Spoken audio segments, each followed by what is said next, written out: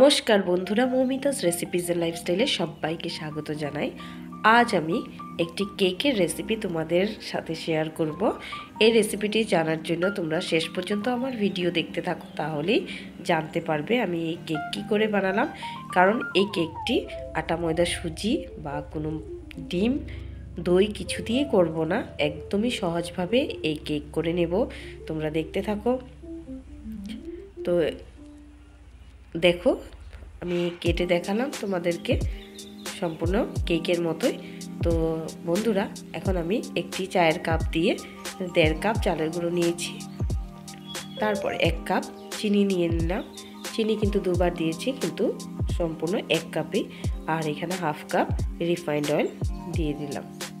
এগুলোকে হালকা হালকা করে মিক্স করে নেব।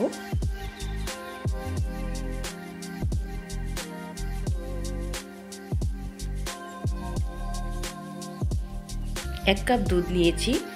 দুধ কিন্তু অল্প অল্প করে আমি মিক্স করে যাব, কারণ এই ব্যাটারটা একদমই বেশি ঘন বা পাতলা করা যাবে না। আর যখন আমি বিট করব সেম ডিরেকশনে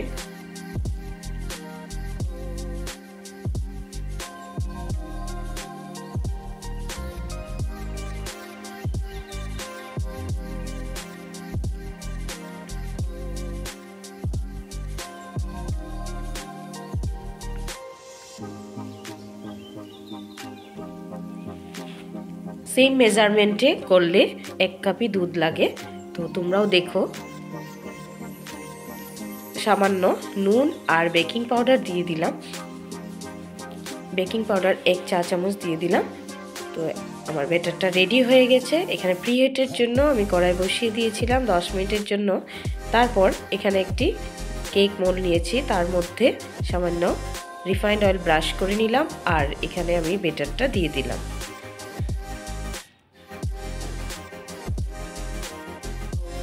তারপর ভাজা নারকেল দিয়ে সামান্য মিক্স করে নিলাম।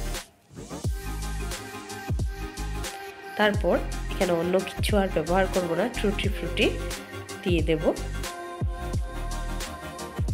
গ্রিন আর রেড কালার টুটি ফ্রুটি ব্যবহার করছি।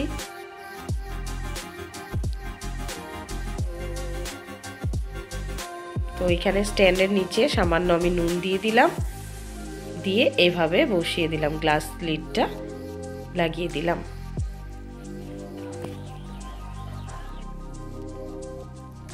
$35 মিনিটস যাওয়ার পর আমি চেক করে নিলাম, তখনও কিন্তু কেকটি আমার হয়নি। তারপর আবারও আমি ঢাকা দিয়ে দিলাম আরও 10 মিনিটের জন্য।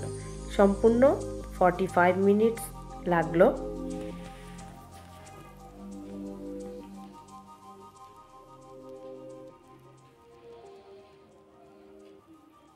তারপর এইভাবে সাইড থেকে ছেড়ে দিয়েছিল।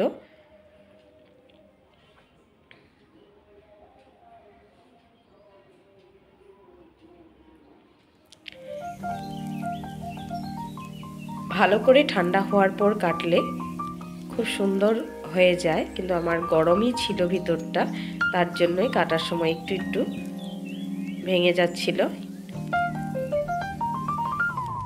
তো দেখো বন্ধুরা, কেমন লাগলো তোমরা কমেন্টে অবশ্যই আমাকে বলো।